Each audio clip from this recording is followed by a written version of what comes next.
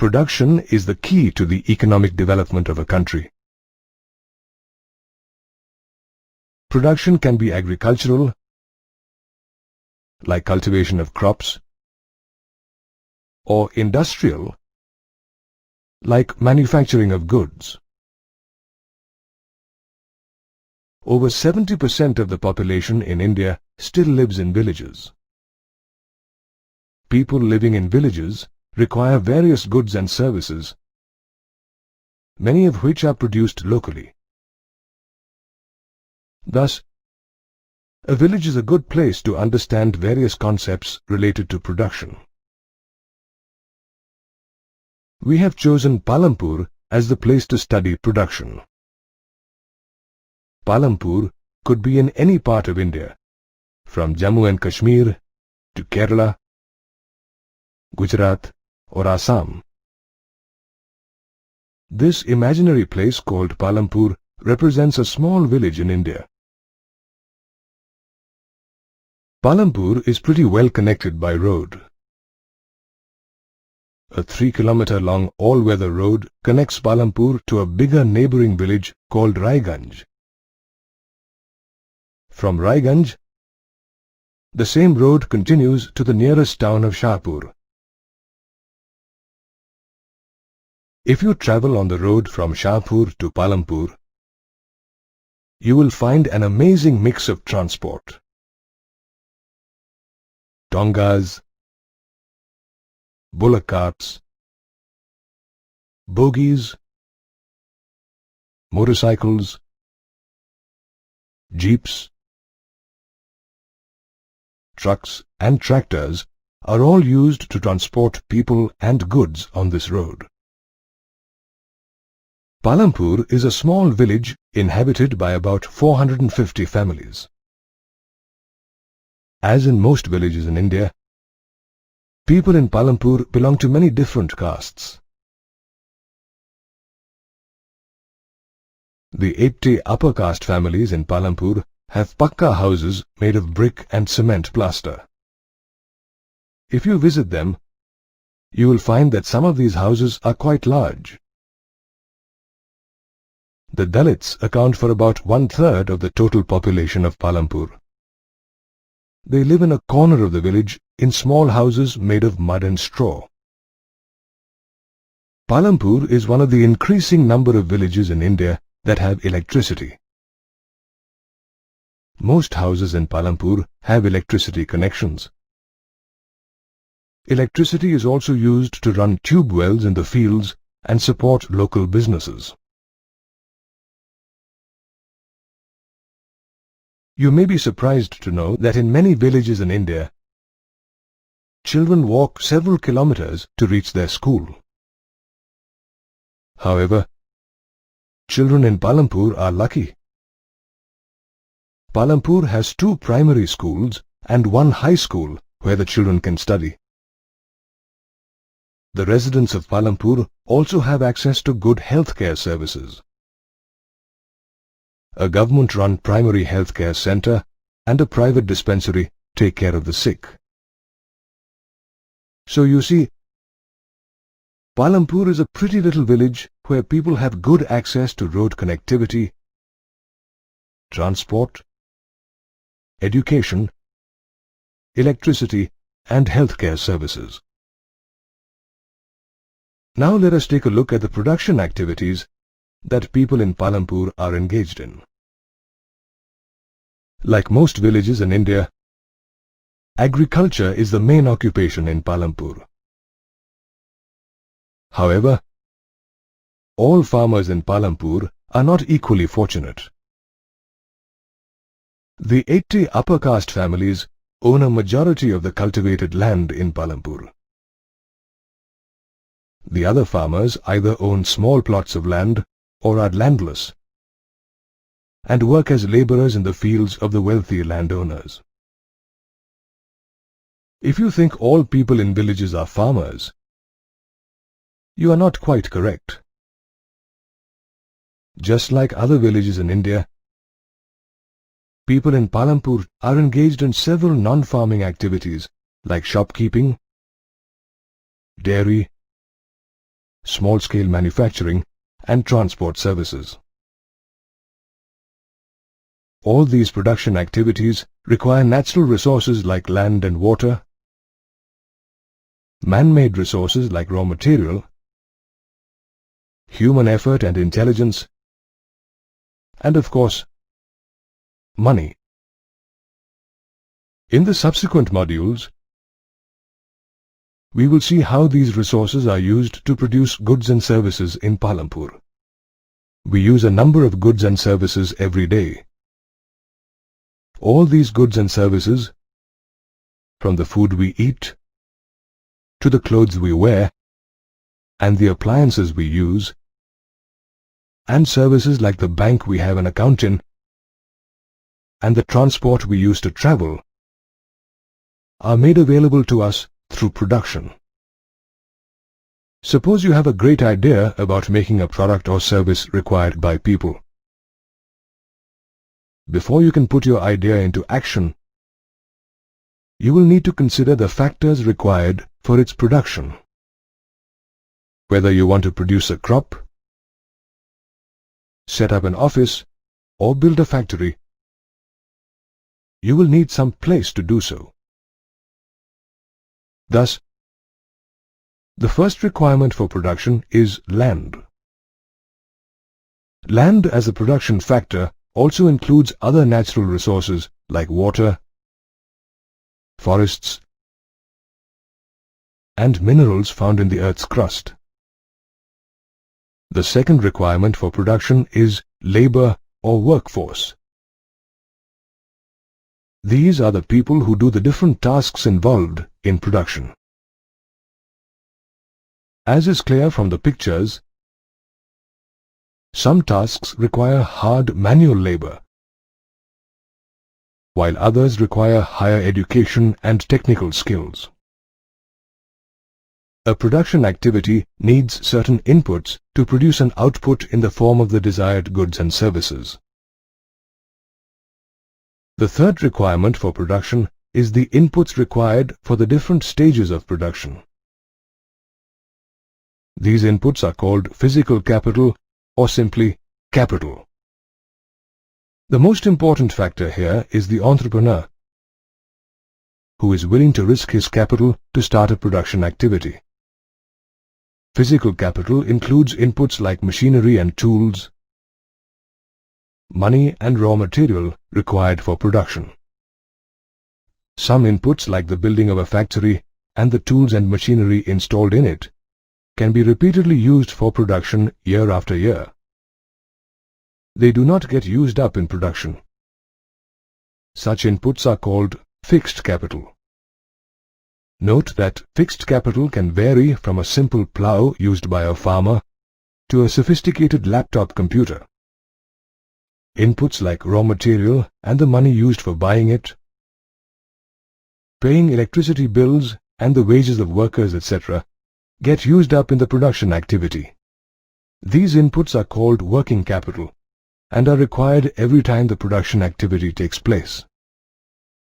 Let us take the example of a potter to understand the difference between working capital and fixed capital. The potter uses money to buy clay. The potter uses the clay to make pots. Money and clay get used up in the production of pots. Hence, these are his working capital. However, the potter's wheel can be used again and again to make pots. It does not get used up in the production of pots. Thus, it is his fixed capital. The fourth requirement of production is human capital. Human capital is the knowledge and effort that is put in to arrange for the other factors like land, labor, and physical capital to start the production of goods or services. Thus, land, labor, physical capital, and human capital are the four requirements or factors of a production activity. As is the case in most Indian villages, the main production activity in Palampur is farming. Around 75% of the working population in Palampur is engaged in farming. These include farmers and farm laborers. The welfare of the farming community is directly dependent on farm production. The more the production, the happier the farmers and farm laborers. So, how do we increase farm production? Well, there are two ways of doing it. One way to increase farm production is to increase the land area under cultivation. The other way to increase farm production is to adopt methods that allow you to grow more crops on the same land. Let us explore both these possibilities. Let us start with the possibility of increasing the land resource for cultivation. Land is a limited resource. We require land not just to grow crops, but to build houses, industries, public spaces, schools and hospitals, etc. Thus, it is difficult to increase the land area under cultivation. The only way to increase land under cultivation is to convert wastelands into cultivable land. However, wasteland is also limited, so this method can only increase the farmland marginally. What is true for Palampur is largely true for the whole of India. Observe in this graph how total land under cultivation in India increased only marginally between 1950 and 1970.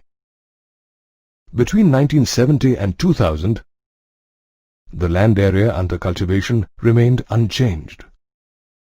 Note that the land area in the table is mentioned in million hectares. Hectare is the standard unit of measuring land area and is equal to the area of a square having a side of 100 meters. Thus, 1 hectare is equal to 10,000 square meters. Since we cannot substantially increase the land area under cultivation, let us see how we can grow more crops on the same land to increase farm production. You can grow more crops on the same land in two ways. You can either adopt multiple cropping or use modern farming methods. Let us discuss both these ways in detail. Let us start with multiple cropping. Farmers in Palampur grow jawar and bajra during the monsoon or kharif season. These crops are used as cattle feed.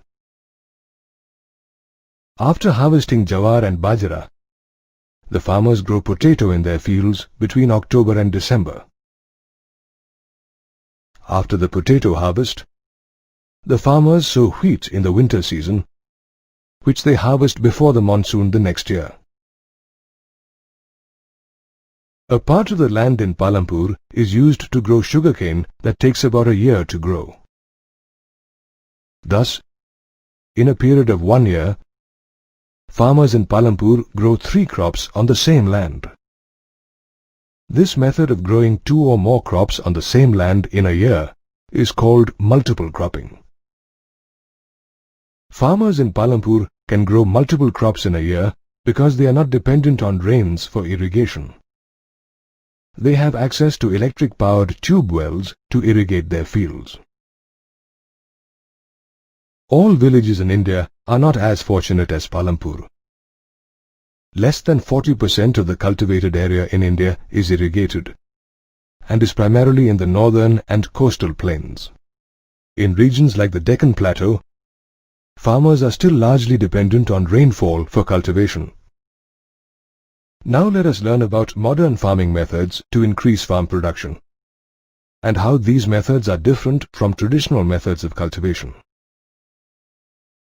Before we proceed, let us understand how farm production is measured. Farm production is measured as yield, which is the total quantity of crop produced on a piece of land in 1 year. Till the 1960s, crops were grown using traditional seeds that required less irrigation and grew well with natural manure made from cattle dung. Traditional farming is less expensive as the farmer does not have to buy too many things, but it produces a lower yield of crop. The Green Revolution in the 1960s introduced modern farming methods that used high-yielding varieties, or HYV, of seeds that required a lot of water, and the application of chemical fertilizers and pesticides. Modern farming is more expensive as the farmer has to purchase HYV seeds, fertilizers and pesticides, and also has to pay for electricity and for the installation of tube wells for irrigation. However, the crop yield is very high as compared to traditional farming. With increasing yield, big farmers invested in farm machinery like tractors and harvesters. These machines speeded up the work, but increased the farmer's expenditure on fuel and maintenance. The high-yield seeds used in modern farming produce more grain on each plant as compared to traditional seeds. This is how farmers get a higher yield through modern farming. Farmers in Punjab, Haryana and western Uttar Pradesh were the first to adopt modern farming methods in India, and their yield got more than doubled. The Green Revolution in India was more successful for some crops than the others. This chart clearly shows that while wheat production in India has increased manifold, the production of pulses has not changed much. Of late, people have started associating several adverse environmental and economic effects with modern farming methods. Let us take a look at them. Prolonged use of large quantities of chemical fertilizers and pesticides kills useful bacteria in the soil, leading to soil degradation and a decrease in the natural fertility of soil. Chemical fertilizers and pesticides percolate through the ground to pollute the precious groundwater resources. Excessive use of groundwater for irrigation through tube wells has reduced the water table in many areas. With decreasing soil fertility, farmers are forced to use more and more fertilizers to maintain their production levels. This is increasing the cost of production for farmers and decreasing their income. Thus, we need to adopt modern farming methods with care for sustainable farm production. We have discussed multiple cropping and modern farming as two ways to increase farm production. However, farm production also depends on how much land a farmer has. Let us see how cultivable land is divided amongst farmers in PALAMPUR. Around 1/3 of the families in PALAMPUR are landless. Here is an aerial view of the farms in PALAMPUR. Observe that there are a large number of small fields and a few large ones. Over 50% of the farmers who own land cultivate small fields less than 2 hectares in area. These farmers find it difficult to produce surplus crops that they can sell in the market. The large fields that comprise a major portion of the cultivable land in PALAMPUR are owned by a small group of families. Some of them have fields in excess of 10 hectares in size. The situation in PALAMPUR reflects the general situation of land division across India as shown by these figures. Across India, 80% of the farmers are small farmers who cultivate only 36% of the total cultivable land in the country. In comparison, 20% of medium and large farmers own 64% of the total cultivable land in India. Division of land through succession and inheritance is another reason for many farmers having smaller fields. Take the example of Sujan Singh. He owned a field of 5 hectares in size. Sujan Singh produced enough on his land to live a comfortable life. Sujan Singh had 4 sons, Hari, Shyam, Sundar and Bhola. After Sujan Singh's death, his land was equally divided between his 4 sons. Thus, Hari, Shyam, Sundar and Bhola each got a field just 1.25 hectares in size. Today, none of them can sustain their family with such a small field to cultivate. Farming requires hard work. Thus, after land, labor is the most important requirement for cultivation. Small farmers work in their own fields with the help of their families. Medium and large farmers hire landless workers or small farmers to work in their fields in exchange for small wages or a small share of the crop. Farm workers find different kinds of work like sowing, planting, harvesting and threshing at different times of the year. They may be employed on daily wages or for a whole year. Farm laborers lead a difficult life. Most of them have loans to repay. There is no job security, and payments are much less than the government stipulated 60 rupees per day. With farm machines taking over most of the manual work done in the fields, farm laborers find it increasingly difficult to find jobs. Many of them migrate to other states to find work. Along with land and labor, the third important requirement for farming is the capital or money required for cultivation. We have already seen that modern farming methods require a farmer to spend more on farming. A farmer can earn money only by selling his produce. Small farmers grow just enough crops to feed their families. They are left with little or nothing to sell to arrange for the capital required to grow another crop. Thus, small farmers in Palampur are forced to borrow money from big farmers or local money lenders. Besides paying a high rate of interest, small farmers also have to work as farm laborers for large farmers to repay their loan. The large farmers, on the other hand, produce a lot more than their own requirement.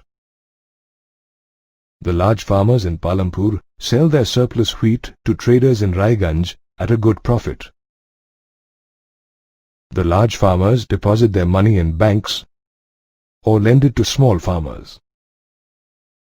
The large farmers also use their surplus profits to acquire new fixed capital assets like farm machinery. The large farmers are also investing money in non-farming activities like transport and shops. Thus, while the rich are getting richer, the poor are getting poorer in Palampur. Like most villages in India, farming is the main production activity in Palampur. However, 1/4 of the population of Palampur is engaged in non-farming activities like shopkeeping, dairying, manufacturing, and transport. Let us learn more about these activities. The moment you get down at Palampur bus stop, you will see small eatery shops and tea stalls set up by people in open spaces outside their houses. Further into the village, you will find some shopkeepers who buy goods from wholesalers in Shahpur and sell them in Palampur. You can get all things of daily use like groceries, fruits and vegetables, toiletries, and stationery items in the shops at Palampur. Meet Karim. He found that a large number of students from Palampur who attend college at Shahpur also take computer classes there. So, Karim started a computer training center in his house at Palampur. Karim bought a few computers and hired 2 computer literate women from the village. Now, a good number of students attend classes at his computer training center. Let us move on to dairy. Several people in Palampur are engaged in dairy activities. Buffaloes in these dairies are fed jawar and bajra grown in Palampur itself. Milk from the dairies in Palampur is transported daily to Raiganj. Some traders from Shahpur have set up collection centers and chilling plants at Raiganj, from where milk is supplied to other towns and cities. Now let us look at manufacturing. When we talk about manufacturing, we immediately think of large factories and production plants in industrial towns and cities. However, in villages like Palampur, manufacturing happens at a much smaller scale, using simple and often traditional methods. Several families in Palampur are engaged in small-scale manufacturing activities like making handicrafts, weaving cloth and baskets, and making candles. All members of the family contribute to the manufacturing activity, and outside labor is rarely hired. Meet Mishri Lal, the entrepreneur. He has set up an electric sugarcane crushing machine on his field. This machine offers many advantages over the traditional method of crushing sugarcane using bullocks. Mishri Lal buys sugarcane from other farmers in Palampur and makes jaggery from it. He sells the jaggery to traders in Shahpur at a small profit. Coming to transport, Palampur is connected by an all-weather road to Raiganj and Shahpur.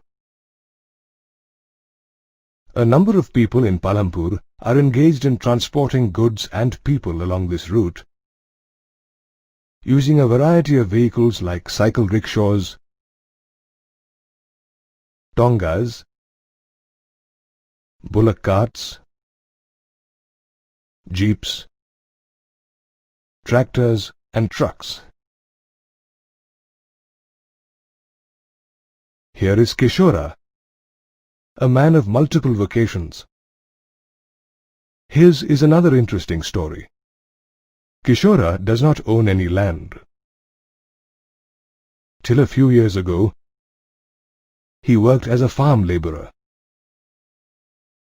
The little money he earned was hardly sufficient for his family. Then Kishora took a loan under a government scheme providing loans to landless laborers and bought a buffalo. He now sells dairy products for a living. Kishora also appends a cart to his buffalo and uses it to transport different types of material.